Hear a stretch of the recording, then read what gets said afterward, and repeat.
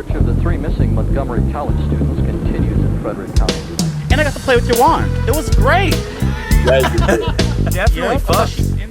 Keep going.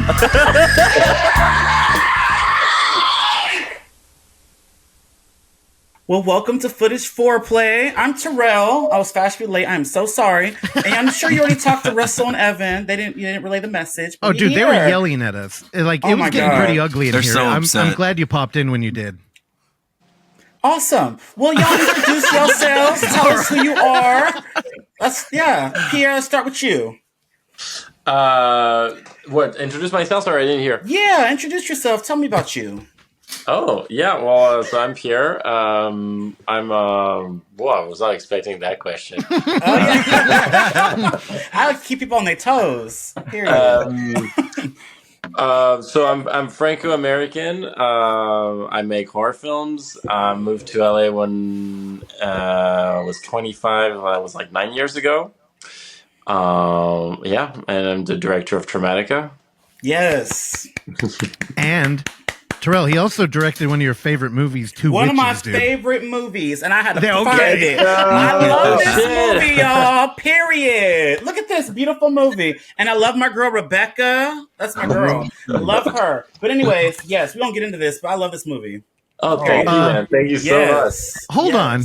You're not going to talk about who did the damn art on that Blu-ray? Oh, yeah, of course. Our buddy of the... Yeah, we love him. He does our artwork for the festival. Name Footage Festival. If y'all didn't know, check it out. But yes, Uncle Frank Production. There you go. Yeah, we love Uncle Yes. Look, it's a small world. We all know other people that we know. Such a small world. Great. Yes. And y'all did y'all thing with this Blu-ray. Look at the inside. Y'all got little booklets. Oh, hell yeah. That's tight. Oh, yeah. I know. Poster. Y'all know this is how you do a Blu-ray. Arrow. I don't know what that is, but that's something. All right, and you got little posters. And I love this booklet. Look at my girl, Becca. Yes. Yep. Oh, this is crazy. Ugh. Arrow doesn't play, dude. I need a sequel, a threequel, a trilogy, a quadrilogy of this movie. Yeah. Because this shit was so good. Terrell, Anyways, I haven't seen you that know one. I that gotta the watch other it. witch is my mom? Oh, that's your mama? She is scary. Oh my god. Oh, she's great. She did a great job. Tell her I said hi, please. I'll tell her. Yes. Okay, cool. Let's get into you. What you been up to? Who are you? Tell us about you. I'm Max. What did you say? I am Max. I am Franco-American as well, and I moved in LA. So we're from We're both from Paris. We didn't know each other when we first got there, but we moved here like around the same time, and met in Los Angeles. And now it's been like almost 10 years that we're here, and trying to make spooky stuff together. You guys be nailing it too, because Two Witches is great, Traumatika, amazing. Y'all are just how'd y'all get together? Like, what was your guys' beginnings? Like, y'all just met like in a school class or over coffee? Like, what happened? We met at a concert in Los Angeles of a electronic band called Club Cheval, French electronic band. And he walked up to me knowing that I was French. I must have looked French that night. Yeah, I had like a French radar. Yeah, a French dar.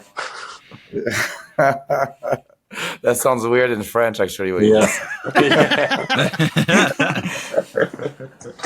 Okay. But yeah. And then you guys just said, you know what? We love horror movies. Let's just make them. Is that how that all started, or? Yeah. Oh, pretty yeah. Pretty much. SoundCloud. I mean, I literally left France to make horror films. That's what I tell people. That's what I told people when I left. In fact, when I left, I think people didn't really believe me or understand what I was saying. People even expected me to come back like 2 weeks later. But I was like, no, I'm gone. I'm going to LA. I'm going to make horror films. And they were like, what the fuck? So, because in France, like making horror films is a lot harder. I think it's harder to convince. It's harder to gather people around projects like that. And in America, everybody loves them. I mean, not everybody, but there's such a strong community of horror fans that I already loved. So I was like, I'm just gonna go there. I can live in LA and I can start meeting people and gather people who want to make horror films. And Max happened to be a big horror fan as well, so things happen naturally in that sense. Well, hold on. I hate to hear this because, as we're up in the Bay Area, so we're in, Central California. We're the superior to LA film area. Y'all need to come up here and enjoy. Well, actually, we do a film fest, and I'm going to bother y'all about coming out to now that I know you're in the same state. But, we kind of worship cinema from France. And when I think of horror and France, I think of like the early aughts. Y'all had that whole boom. So if I'm to understand that their horror directors are fleeing to LA, it must be pretty bad out there currently. Or is there no community or... It's funny because France has amazing horror films. Don't get me wrong. I love them. And this is Max and I are kind of like the reason how we bonded together. It was because of our love of like the French horror films of the early 2000s. Mm-hmm. But these are, even if you think there's a lot of them, there really isn't that many. You know what I mean? Compared to how many American horror films that are made. I think French horror films are really rare. I think, though, when they do come out, they are really good. But, it was not enough for me to try to stay in France. Plus, the weather sucks in Paris. So I was like, I'm out of here. And I think for both of us, there's also a desire, even if we're coming with our baggage of French movies and European cinema as well, because we did grow up in Europe. We always wanted to make like American movies as well. We've been fans of like Screams and movies, like big, these big like American franchise like Halloween and all of these movies like since we're kids. So there was always like this being drawn to the US, to LA. Yeah. And just like locations, just like atmosphere, weather, like everything that has like an American looking cup car, American suburban streets, American high school. We haven't done that yet, for example, but everything that just screams like Hollywood big movies, even though there are small indie films in America, but then in France, it looks like they're bigger movies. It's like production value. It's production value to us, having an American cop car, even if we're in America, we're like, oh my God, this is like an American movies. And like Max says, I think in France, we see a lot of European movies. I saw a lot of French films in my life. And so making something that's just like looks and feels American for us is really enticing. It's like, I want to do this instead of doing the thing that I could do in France. And then moving to LA, people are like, you're from Paris? So did you shoot a movie in Paris? I'm like, not really. And they're like, how? Why? So I can understand their point of view as well. And now that I live in LA, shooting a movie in Paris feels a lot more, again, like exciting. You're like, you know what? Now, I would maybe like to shoot something in France for sure. I'm really not against it at all. Well, it's funny, Max, you mentioned production value just being in America. Yeah. But when, like, as a consumer of film and, we're all fans and we kind of keep an eye on, like, what's being made, the main thing I think about in Europe is fundraising. Like, there's money there for you. So you kind of jumped out of the pot into, like, a dry pit here, right? Like, that's got to be a whole different game getting money. It is attractive to get subventions and fundraisings for movies like in Europe, and that's definitely something that we're looking about for some projects that we're thinking of like right now. But we just wanting to be in LA. Easy, like getting funds raised in France, through the state, because this is through what we call the CNC, like the big organization, and then there's also regions and stuff like that can kick in and help you put together a budget. But the problem with this is it's like, obviously this organization is flooded with, submissions. Everybody wants to have their project funded. And again, a horror film will definitely not be at the top of their list. In fact, you would have to have a very, very, very like high concept, amazing script to really, you know, cut through everything else. Our films were, I've always wanted to make films for the horror fans, like a film that horror fans want to see. But in France, talking to that audience is very complicated, and talking to people who are gonna give you money just because you want to make a movie for horror fans, it's not gonna cut it. You know what I'm saying? So there is more money technically for indie filmmakers. Maybe. Is it money you can realistically get? I think it's impossible. Maybe not impossible, but it takes years. And I was like, why take so many years? And then you end up being like 45 years old and you're still like trying to convince, people at a committee or whatever to approve your project, where you could just go to America. And it's like, to us, it's like the far west here, but like, at least no one's going to stop you or going to be like, you can't do this. Because in France, it's going to be really like a lot of, the industry is so small and people are going to be trying to tell you can't do it. And I feel like in America, it's more like it's more like individualistic, but it's more like, you do you, and if you believe in your shit, it's gonna happen. No one's gonna stop you. Type of mentality that I liked. Man, I mean, well, one, y'all did it. Y'all saw Terrell is the resident extreme horror enthusiast, and you see how happy he gets about your films. But it's funny, we talk so much about films and reviewing and just like 5-star systems and all these kind of like artifacts of like how to break down a film in the current state where there's just so many all the time. Like we're oversaturated. And it's funny. I distilled it down into the whole thing is down to a scale, and the system is just art and market. And what I hear you guys articulating is that in France, because there is money available, they're more interested in creating art. We're out here because of the market. It's just got to sell. And I think that's always been true for horror, is that people will always buy it. So, man, it's kind of a cynical way to look at it, where, in the Bay Area, we always, we love the French New Wave, and we kind of hold that so high. And I think that's why like A24 has really resonated with like modern horror audiences, because it's like art and market.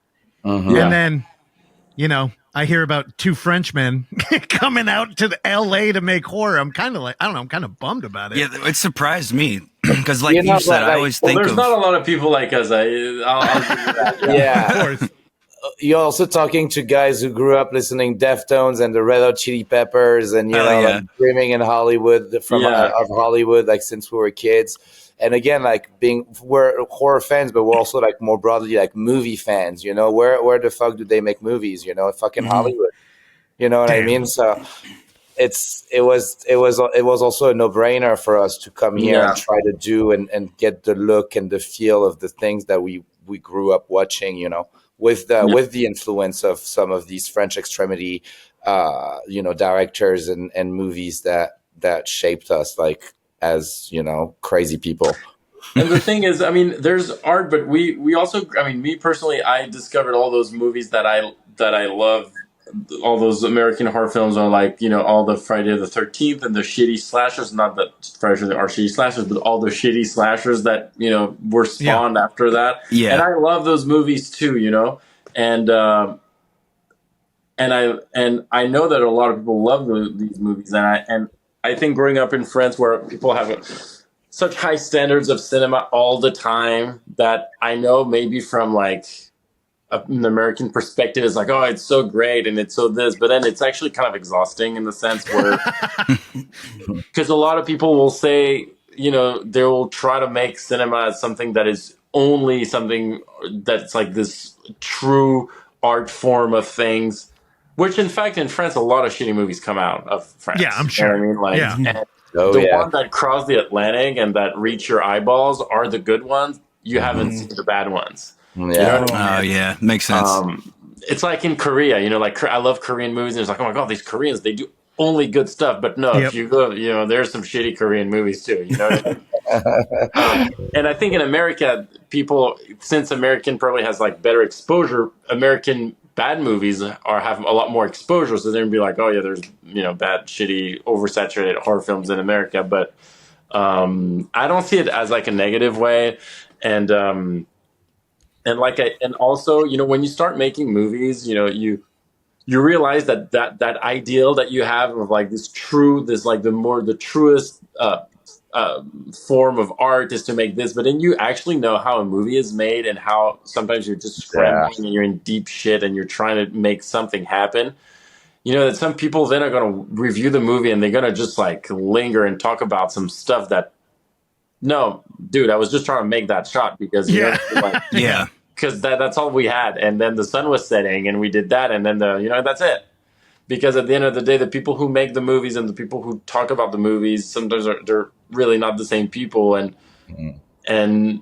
it's so hard to make a movie to just like have it out there that sometimes just making it is already a feat,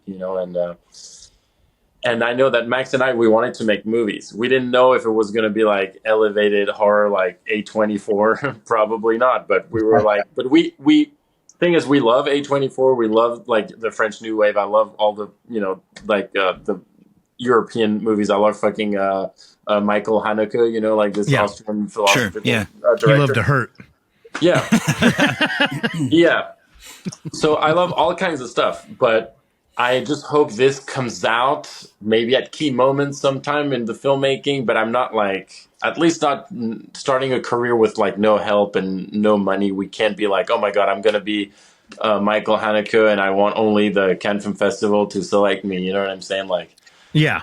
I also like Jason Goes to Hell. You know what I'm saying? Like, oh hell yeah, me too. Well, actually, I have to disagree no, is that there. the one where the thing comes out of his mouth? Never mind. Sorry. Y'all pump the brakes so damn fast. I was like, Jason not even in that movie. It's like a slug that people deep throat and they turn into a zombie. I don't know. Here now. Y'all, I think, have found exactly where you want to be, where I think your style of film is, and I mean this in a good way, it's lowbrow, highbrow. Like it's lowbrow subject matter with a highbrow execution or like philosophy in there.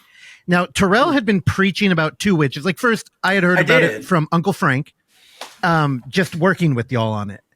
And then he kept talking about it, and then Terrell watched it.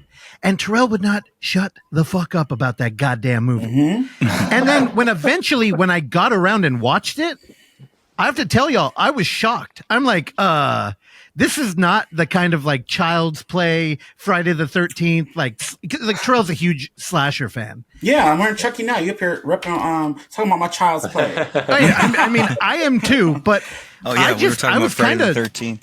Hey, look at us. Yep. Final chapter is one. See, we're all lowbrow.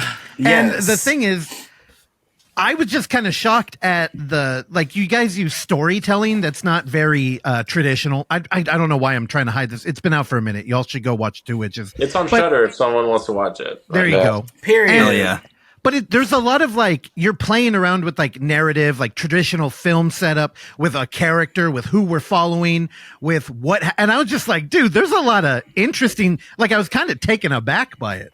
And then Trill's like, yeah, what do you think? I don't like those kind of movies. And usually you don't, dude. And you were like, yeah, I don't. Very true. That's why I think I liked it so much, because it's not my traditional type of movie. And then when I watched it, I just loved it. So I don't know. And I was rooting for the villain. There was some crazy scenes in there. You guys, I want to know what y'all nightmares be like, because y'all gotta have some crazy ass nightmares to be coming up with stuff y'all be coming up with.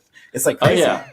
You do? Okay, talk about it, because your movies are very nightmarish, very devilish. I have sleep paralysis often. You do? Shoot, I'm sorry. Oh my God. Yeah. Talk about that a little bit. Well, so it started when I was like a late teenager, and it's, I don't know, man. It's like intense. It's I like to say I get the full package, where I get the sense, like it's very, I get the feel a sensation that someone is grabbing me, but I also see someone sometimes, and I can hear. Sometimes it says shit. What's it say? You wouldn't want me to. Yeah, it speaks in French. It does. But it's something like, "Don't you want me to?" you know. And Ooh, then they want don't you to know. what? I've had that dream. That's a Friday night for Terrell. Yeah, I yours know, plays what out a was little this? differently, Terrell. Okay. But yeah, it's well, honestly, the sleep paralysis, it's a thing, right? Everybody Yeah, who no, has definitely. the demon, it's like it's either this dude with a hat or it's the bald dude. Honestly, my sleep demon kind of looks like that, you know. Oh, okay. Oh, shit. It checks Okay. out. With like kind of That like is this. frightening. It is frightening. What do It you is really frightening. do? I kind of learned to avoid it because I kind of know when it's gonna happen, and I always have. It's fun fact. I always have the on my phone the Four Seasons by Vivaldi, and I play that in my sleep if that happens.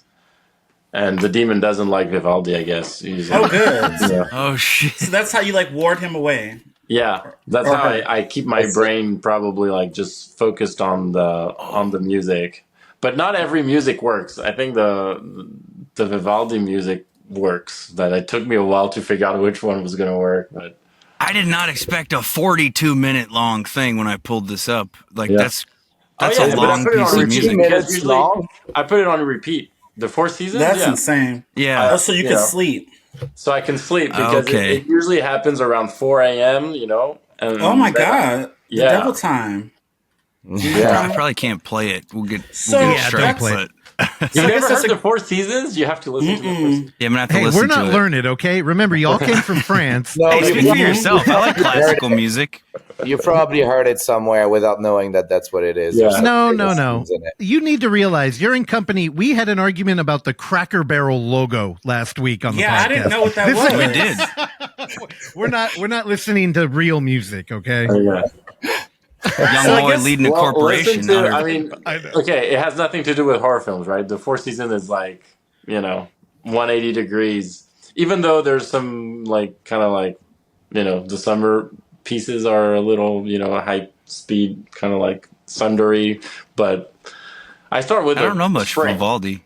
Oh, so More this of a is just Chopin guy. sounds? It's not a song? It's just sounds of like the weather?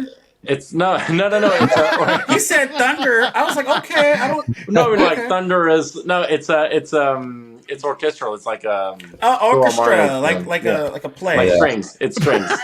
Yeah, yeah. Strings. Okay, I'm learning. I don't know. I don't listen to orchestrations. I don't know what that is. Anyways, so I guess that's a good and a bad thing that you get these freaking nightmares because It I is don't because know. honestly, sometimes it gives me creativity because That's what I'm saying. Yeah.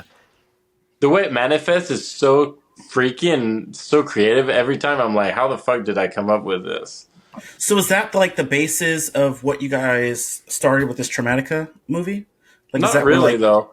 Okay, well, how- We did put sleep some type of sleep paralysis in the movie. Yeah. When the Abigail's character is like on the couch, and Yeah. she's like having all those visions of like the father figure hurting her.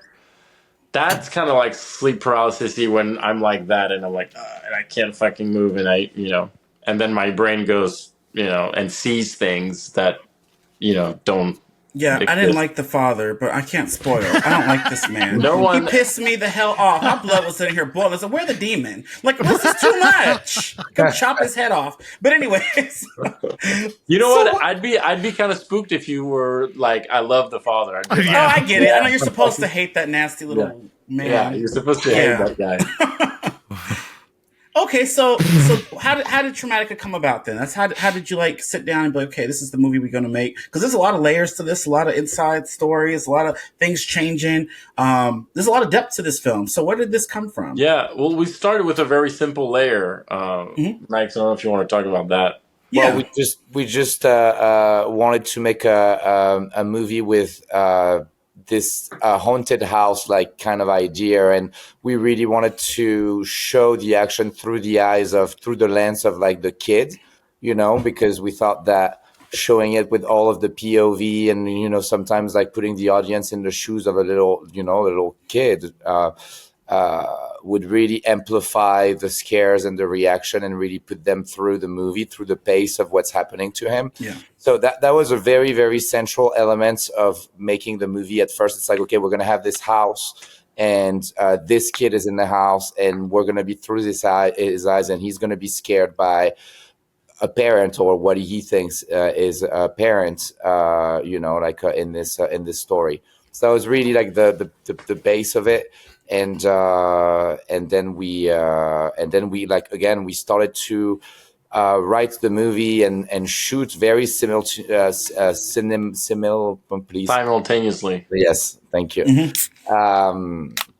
And same for like also like editing like at the same time a little bit, like a bunch of things to see if that was working and everything. So we really like the POV really took us into the story, and then we started building from there. Yeah, the POV was a way to make the whole like character very vulnerable, and to make the audience, I feel like, vulnerable. Like, okay, this is in the safe space. You're in the low angle, the eyes of a child, low angle shot, and anything bad can happen to you. You're vulnerable. That was kind of like the initial idea that we haven't seen a lot in movies. So I was like, that could be cool. Yeah, we are the film fest I mentioned earlier, the Unnamed Footage Fest. We do all in-world camera movies, which basically it's found footage horror. So I tell people, yeah, we show everything like Blair Witch, but we have to be able to tie in like Spinal Tap with the Blair Witch. So we bring in everything. Like the thing that unites them is that the camera is part of the story. Like the camera is in the movie. And POV is one of the ones that we bring over. And there are not a lot of POV movies being made. And I don't know why, but I would say the least amount of POV submissions versus any other format of in-world camera. So I mean, like it was something that we realized very, very early in the process of making Traumatika is like I was saying earlier, like we had like a lot more POV originally than what made the cut in the movie, and then we realized first that maybe a full movie like this would not maybe work as much, or maybe you lose the audience at some point. And we'd be into it. Yeah, we would take it. We needed the thing with that, though, just to interrupt, to fully execute a full POV movie, we needed. That's where I'm going with this too. We needed more budget. Yeah, where you go? We needed. The sound, like having like it has to be so sensorial to be able to work the way you want it to work. That in the end, like the post production budget on it's just like through the roof, and you have to shoot it and execute it already very willing, like knowing exactly what's going to happen, where and how. There's no room to cheat, So yeah, that makes things way more complicated, I feel, at some point. Well, I mean, makes total sense. We've seen movies where people took every opportunity to cheat, and the problem is it's just like I think one of the benefits you get from like a film like Unfriended, which is screen life, right? So it's got a similar thing where you don't feel cuts like you would in a traditional film. You get to build tension like kind of naturally, like you used to in classic cinema, where you'd have long form acting and like natural tension building. Where, dude, we see a lot of movies where people just throw a glitch effect on anything to hide a cut, and you're like, God damn it, this is like it takes so you out frustrating. so brutally. Yeah. Yeah. So, have you guys seen Host? Yeah, I was gonna say, if you mentioned Unfriended, I feel like Host is like the next level execution of Unfriended. Yep. Loved it. We actually, France is the only other home of another film fest like ours. So we lean very horror with the Unnamed Footage Fest, but in France you had Envoûment, which pardon my pronunciation there, but they're tight, and they mostly show like faux doc stuff, but every now and then they'll pick up like God. Okay, you mentioned Host. Well, Rob went on to make Dashcam, which became super controversial out here. So, like, even with us, at the premiere, we were at the surprise premiere. Oh, no way! What did y'all think of Dashcam? Off topic. I personally fucking loved it. It's hell yeah. I think it came out. I think it just came out at the wrong time, but we were like, we saw it, we were cracking up. Like it was so good. Thank you. Like, I talked to Nicholas over at Envoûment about it because they programmed Dashcam, and I remember did or they didn't. They did. And I remember that year we had talked about it, and it's a fantastic film. And people, if you're listening to this show, you already know. But just like in the lockdown, Annie Hardy on X, like everybody, it was just so volatile, which honestly, I kind of fucking liked. I like it when films used to get under people's skin and they would talk about it and like feel things, and you're rooting for somebody who's an anti-hero, and it's just gone. But yet Envouement programmed it, and I was like, holy shit, dude. And, you know, I had a conversation with Nicholas, and he was like, what do you mean? You know, you have an anti-hero. Everybody gets that. And I'm like, dude, out here, a fucking MAGA hat is like having the Antichrist appear in your movie. Yeah. And we're in San Francisco, so I'm like, it just didn't make sense. It didn't land, I know. But Rob is a European dude, you know, and I feel like in Europe we like to play with that against type. You should. You know? And I feel like America at the time was not really ready for this. No. And I think also it came out too late. Yeah. Because when it actually came out, we were out of the lockdowns. There was no such thing as wearing masks that much. Yep. COVID was like behind us. It was not something people wanted to think about. You know, when Host came in, Host was right in the middle of the pandemic, and everybody was like, you know, stuck at home and watching everything on their computer while it's how you're supposed to watch it. I think Dashcam, they took such a long time to release it, where they should have released it as soon as it was made. Like they should have by then people were ready for it to be behind them. Like they wanted to forget about it. Again, but they're also screening at Sieges, like sold out auditorium, you know, like people at Sieges loved it because the Spanish, they don't care what about a great movie. They didn't care about a MAGA, you know, person being the main character. Lead. I think, you know, people just see it for what it is. Oh, there's a movie, there's this person, and we're following this person, and this person is obnoxious. I feel like the problem in America is like they didn't like the movie just because it was a MAGA person, but that MAGA person is obnoxious anyways. And the movie is not telling you that she's she's not a smart person at all.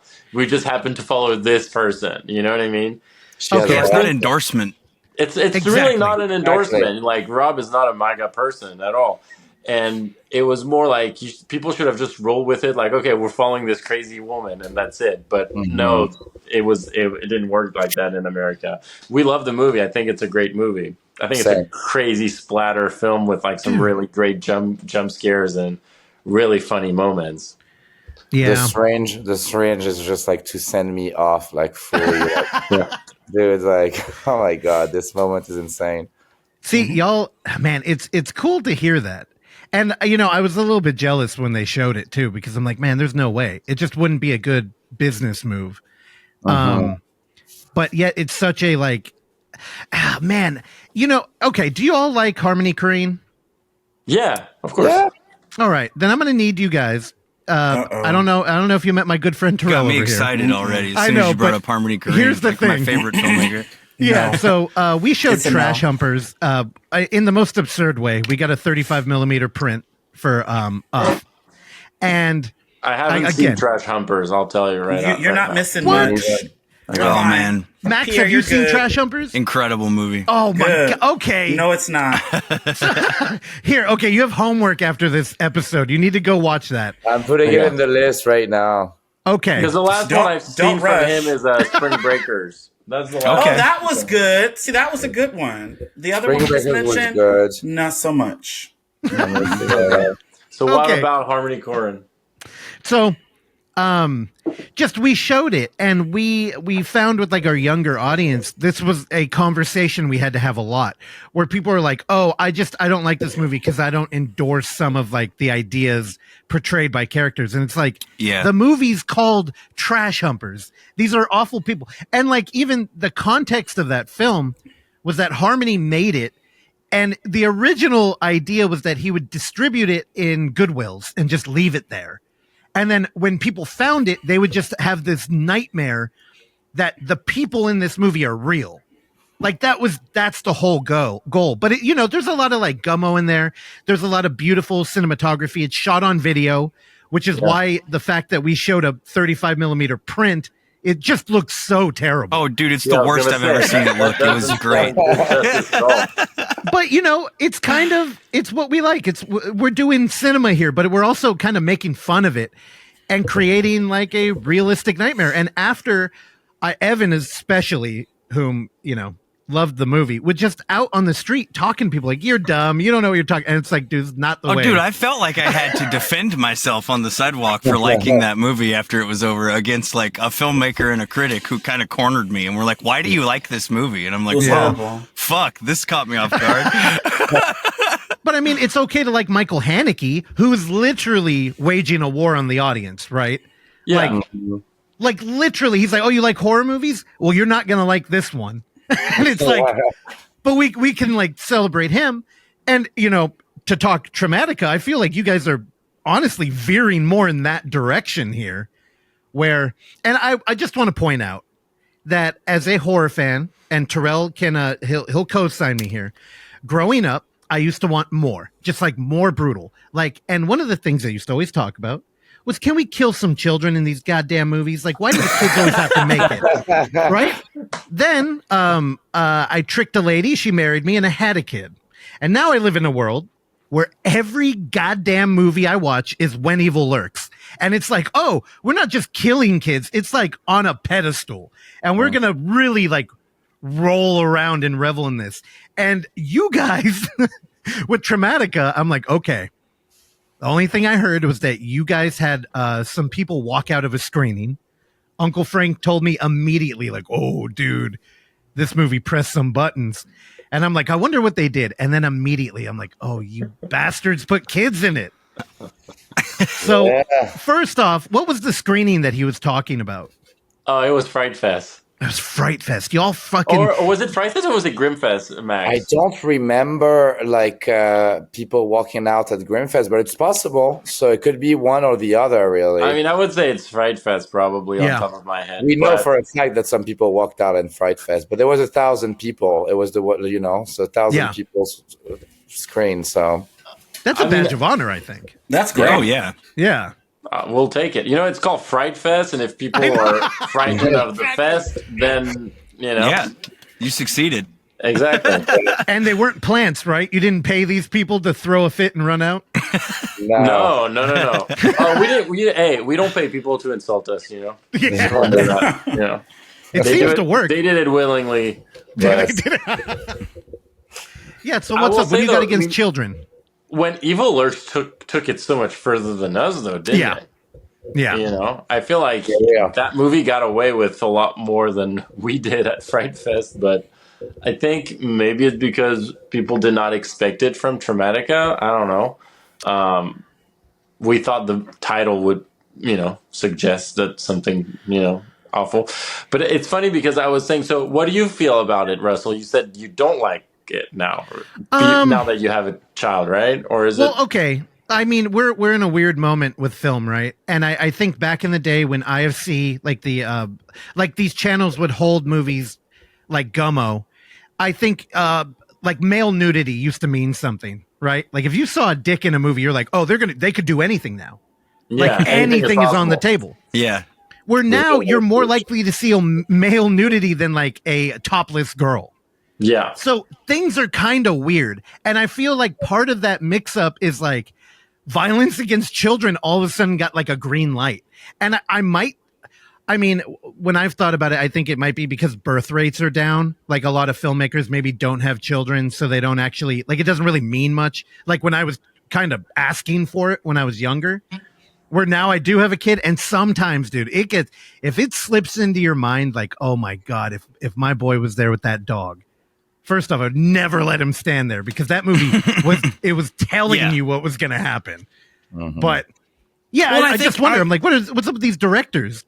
As a father, also, I tend to appreciate it more in a movie where it's, part of the themes or part of the story where it's, as it can sometimes just feel like a cheap shock thing that's added into some, you know what I mean? Like for example, your guys' movie here, it's like the whole story is centered around these horrible things, that are happening to this, the whole bloodline for the title, really.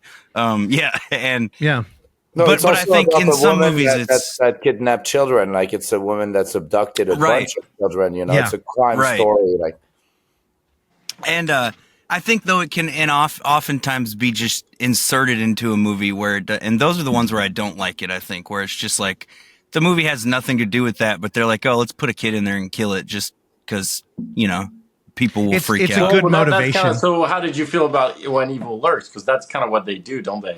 Yeah, I also think I felt the same way about The Coffee Table, which was a very we debated that There's a movie deep cut. heavily on I haven't this finished the coffee episode. table. I I haven't finished saw it.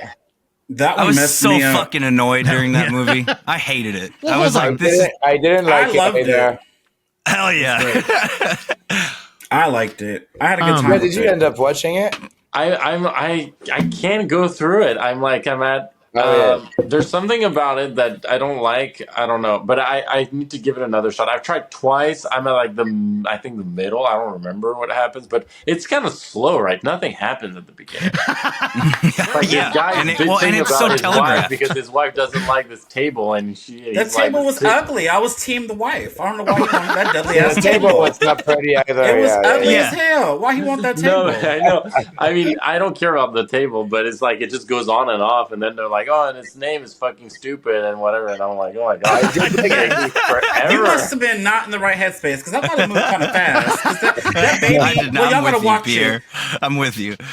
Anyways, let's get back to y'all movie with y'all kids. So you guys have some good actors in Traumatika, and you also had one of Russell's favorite. AJ Bowen was in it as like a security guard of some sort. The cop. He was a And cop. you had the girl who played Alicia was pretty solid. You got some good actors here. You know I love Rebecca Kennedy. So how did the casting process go and all that good stuff for this? Like, did you guys have these people in mind, or did you guys like how did this come about? Because they were all great in what they did. No, they did. We were so happy we're so grateful with all the cast. Well, we casted the movie in a very unorthodox way, I would say. We had met AJ at Grimfest back in 2021. Rad. Rebecca we knew from Two Witches. It was just like Sean O'Brien was a friend of Rebecca's. Sean Whalen was a friend of Rebecca's. I had met Emily, who plays Alice, like years ago, and like years, and we were just acquaintances. But I had told her like, oh, like I make movies, I just like to keep you in mind for anything, because I knew she was really talented. Mm-hmm. So yeah, she was just on my list of people that I had interactions with in the past and that I could reach out to. Yeah. Same with this other actress that we love, that is Alondra, who plays the poor lady at the end, the assistant. Oh yeah. I had worked with her on something else, and same thing. I had kept in touch because I think she's a great actress. Great working actress.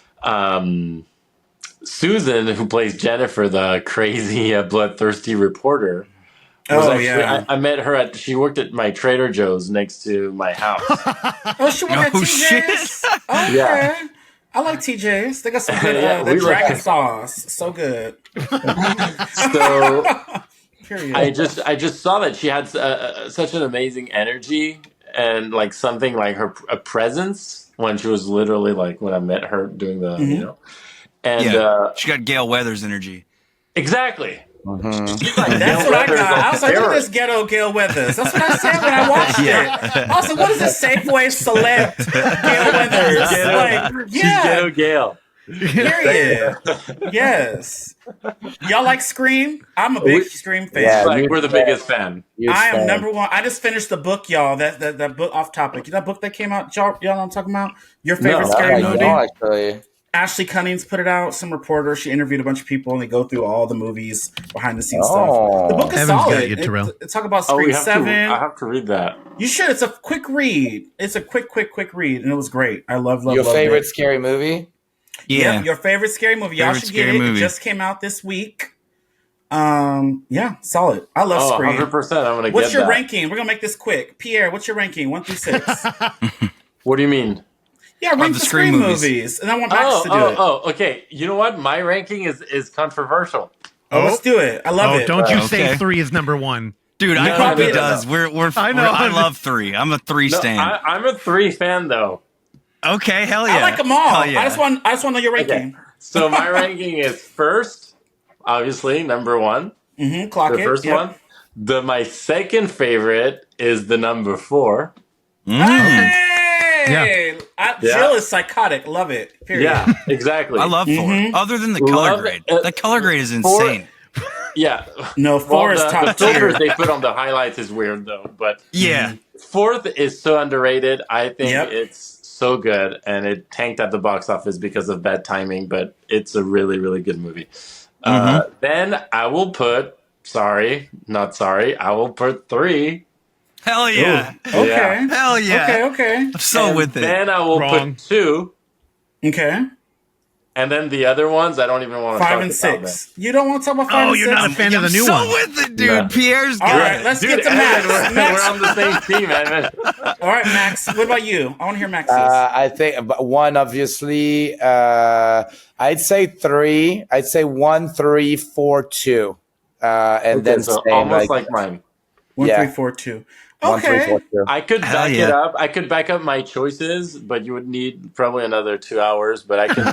Oh, we can do a whole episode on Scream. Yeah, we'll Yeah, I have you can back. literally come back. We'd be and down for explain that. We'd be down to for you. that. Yeah, because that's I can get Especially into the it. third one. The third one, if people who don't like it, I can back up my Let's get into choice. 3. So Hell 3, yeah. I love Parker Posey. That's the top tier ghetto Gil Oh, Weathers. dude, Now the that- fax Dude, we machine. love her. We Parker love The her. Posey fax is- machine scene is top tier. Just She is chef's kiss. amazing. I love Parker Posey. That's probably Scream 3. When I think of that, I think of her. So that's a big thing on her part. They have some scary parts, like the part with the Marine coming up to the window. and shit. Dude, I it fucked me scared up the as a shit out of me. kid. I was a little kid, Yep. like, no. And that's not even Ghostface. Okay. Well, can I say something? That's Yes. also an influence in Traumatika, that the sheet with blood.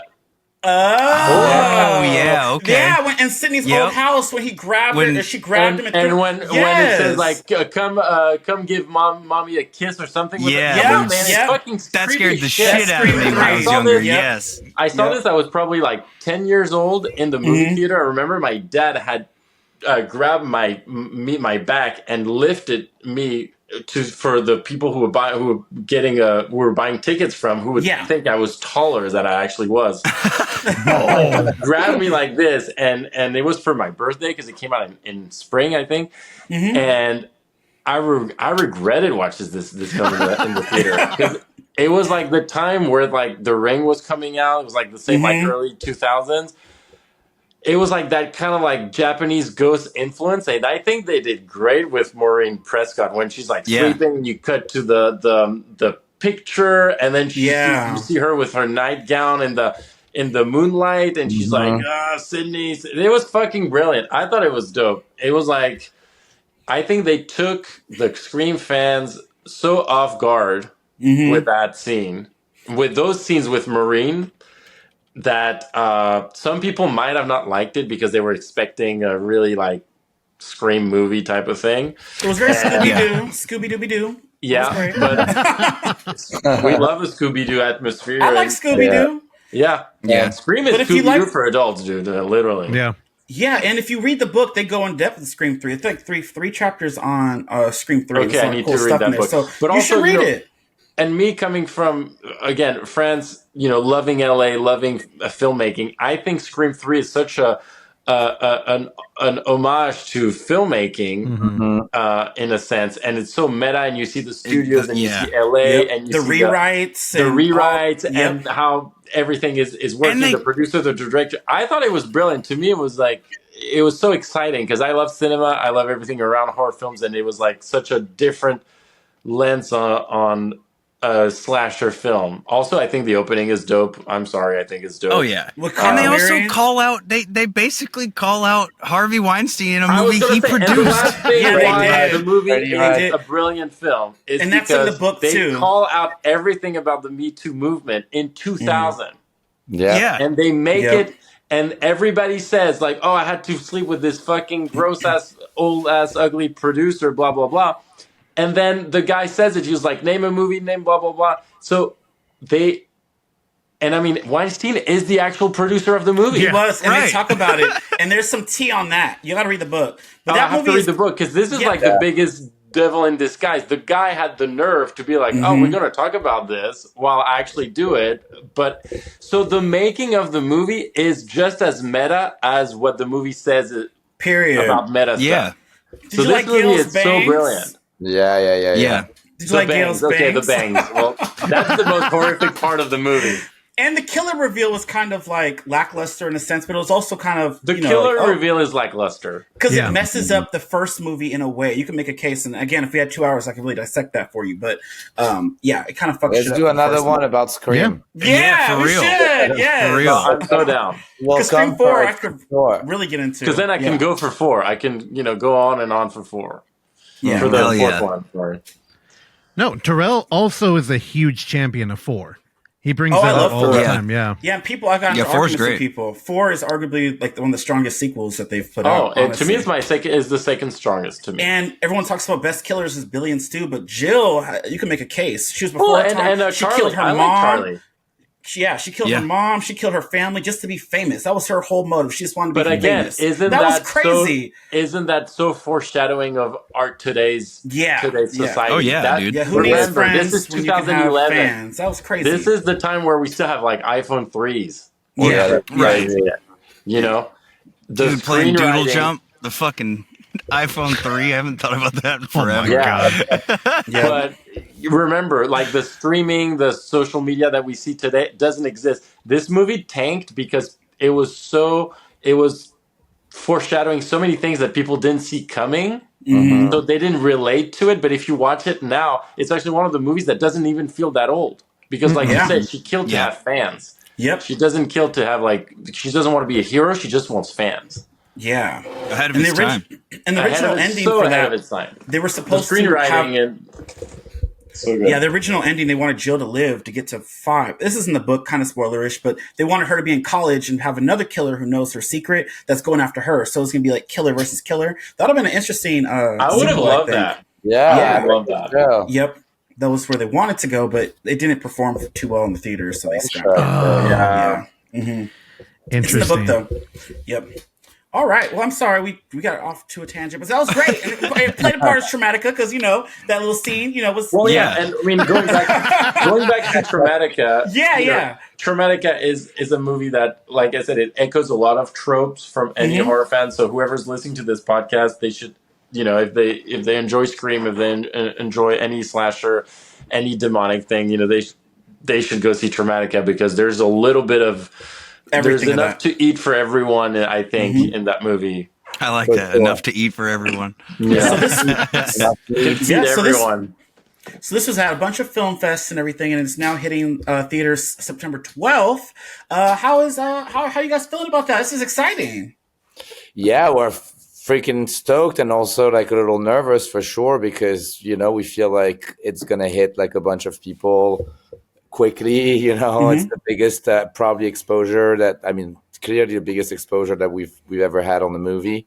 So it's a little bit nerve-wracking, but we're all around so excited. We will go see it, like in disguise or with a Oh, okay. Yeah, see the reaction of the audience, the actual like audience that goes to watch a movie in theater, like not somebody that saw an early screening or that's here at a festival, like your actual horror fan, horror friend, Yeah. So I'm really excited to see that unfold and And to see it during spooky season because Yeah, it's a good time. we had that in mind when we made the movie. That's why we didn't really make the Halloween time that big of a thing in the movie, but we thought it was an interesting, just a fun visual gimmick to put pumpkins and have like the Halloween special. Not that I want to spoil too much, but with Alice Yeah. and Jennifer's like their true crime aspect of it happening during Halloween. So there's always like is there like a killer out there, type of thing. I think this for any horror fan is always like a satisfying, dramatic, situation. So we hope people connect with that part of the movie as well. Yeah, I think they Oh, yeah. will. And how's the feedback been from the film fest and stuff? I was seeing a lot of like positive reviews and whatnot. Has that been? Yeah, true? the reviews. So the reviews has been positive. Like like Max was saying, I think the reactions have been strong, whether they're good or bad. I think press wise, we've been blessed. Honestly, we've had a lot of good reviews. The Fright Fest screening was for the most part actually really positive because we had like 1,000 people in the room, so in the theater. So, but we did have maybe 100 people that got pretty pissed. Not gonna lie. Yeah. About what? What were they mad about? Us making movies, I guess. Like, it was just like talking, like really, like, yeah, you guys should never make a movie ever again. We're like, okay, well, too bad. Yeah, they took it very. They made it surprisingly. What I was kind of shocked, not gonna lie, is that they kind of make it personal. Yeah. Which I think is kind of ridiculous. But they probably don't get out and touch grass enough, so don't put that. God, don't take that to heart. And also, the thing is, none of these people have ever made shit. So fuck 'em. Yeah. Exactly. Did they give any like, oh, because of blank, I hate this, or was it like when did they literally get up and leave? I don't know because I was not in a seat where I could see people leave that easily. Yeah. To us, it was more like than what we would heard. Like apparently, even like started not fist fight, but like fights, like verbal fights at like the pubs after when the festival goers went and talked about the movie. Some people who liked the movie kind of like faced people who hated the movie that were so animated about hating the movie that it's kind of like started some fights over it. There was these guys. I don't know if you remember, Pierre. Like there was these guys. We arrived to Fright Fest, and the guy we met before the screening. Yeah, and so it was before our screening, and we go to a bar, and this group of people like approach us right away. It's like, "Yo, you guys are the guys from Two Witches and Traumatika. We're so excited!" Like, and they like we couldn't even speak because they were like just like going, talking, and for I don't know, they didn't want to let us go for like 10, 15 minutes or whatever. And they were like, "Okay, we're gonna see the movie. We're so excited to see you after." Blah blah blah. And then we go, we see the movie screens, and we go back out to the pub like later, and these people are just like avoiding us, like trying to run away from us. But they're so close to us also. They're just like uncomfortable, embarrassingly close, and they're like wow. We were like, oh, they didn't like it or they really hated it. So, Yeah. It's You also didn't the ask? game, you make a movie, like once you're screening it and everything, and again, like you make a song, you make a painting, you make anything that's art, like once you expose it to the world and to what it means for people, it just doesn't belong to you fully anymore as well, so you gotta get a little bit detached. And those sort of visceral reactions like that, whether good or bad, I feel like are all you can hope for as an artist, is you want to move somebody or make them get your art to get into their brain to that level where they're like upset or where they're arguing in defense of it, like that's it. Well, we for sure we think like this, but we also don't want to make people upset like for days. Sure. Like, What do you, have you watched the movie you wrote? What are you talking about? Yeah, it's very dark. It's a dark movie. That's why I was trying to get y'all heads earlier of where trying to see where this came from. But I loved it. I had a good time with Two Witches. Loved. I love Traumatika, and I can't wait to see everyone else listening to go check this out September 12th. But yeah, any final thoughts, y'all, about this?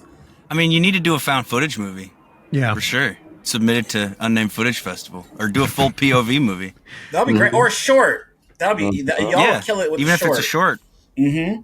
Yeah, well, I will say the POV thing. Looking back now that a lot of people talk about it, and it was really fun shooting the POV.